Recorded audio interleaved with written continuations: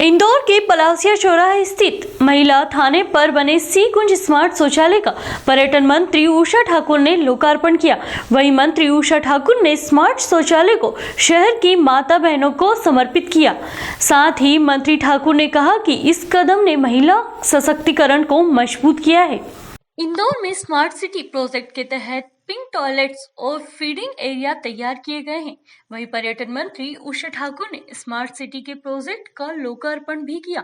Smart city की CEO Aditi Garg ने बताया कि शहर में स्मार्ट सिटी मिशन के तहत 25 पिंक टॉयलेट का निर्माण किया जा रहा है। रेलवे स्टेशन और एयरपोर्ट पर तो फीडिंग एरिया की भी व्यवस्था होती है, लेकिन मुख्य चौराहों पर छोटे बच्चों को दुग्धपान कराने के लिए माताओं को काफी परेशानियों का सामना करना पड़ता है। ये शी कुंज जो हम लोग के एक तरीके के पिंक टॉयलेट्स हैं, जिनका नाम शी कुंज रखा गया है, वो इंदौर के 25 अन्य स्थानों पे भी हैं। ये सबसे व्यस्त बिजी कमर्शियल एरियाज़ में रखे गए हैं, जहाँ पे महिलाओं को बेसिक अमेनिटीज़ जो सुविधाएं हैं वो नहीं उपलब्ध हो पाती हैं। इन्हें हम लोग ने पीपीपी मॉडल पे बनाया है इंदौर स्मार्ट सिटी द्वारा, और इसमें करीब 25 लोकेशन से हमें एक तरीके की आय भी प्राप्त होगी, जो पीपीपी की एजेंसी है वो हमें प्रोवाइड कराएगी। इसमें जो बेसिक सुविधाएं हैं वो महिलाओं के लिए टॉयलेट और एक फीडिंग रूम है। फीडिंग रूम में चेंजिंग टेबल, बैठने की व्यवस्था भी उपलब्ध कराई गई है, और यहाँ पे डायपर डिस्पेंसिंग मशीन भी रखी गई है। डायपर्स और सैनिटरी पैड्स डिस्पेंसिंग मशीन में जो डायपर और सैनिटरी पैड्स हैं वो हम लोग महिलाओं के समूहों से बनवा रहे हैं, ताकि उनको भी एक तरीके की आय प्राप्त हो।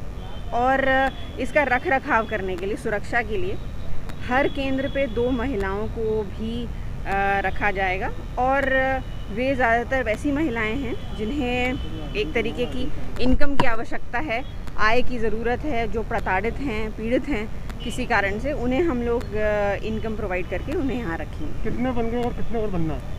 25 लोकेशंस पे बनना है और अभी करीब 5 लोकेशंस पे तैयार है। बता दें कि यह प्रोजेक्ट पलासिया के अलावा 56 दुकान मेघदूत उपवन के पास विजयनगर रीगल चौराहा स्थित एसपी ऑफिस परिसर में शुरू किया गया है। 400 वर्ग फीट एरिया में बने इन टॉयलेट के रखरखाव कंपनी को 15 साल तक करना होगा।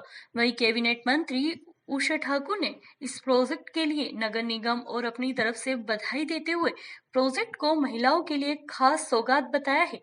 सचमुच ये एक बहुत ही नैसर्गिक ज़रूरत थी, और इसको आज हम इंदौर को समर्पित करने जा रहे हैं।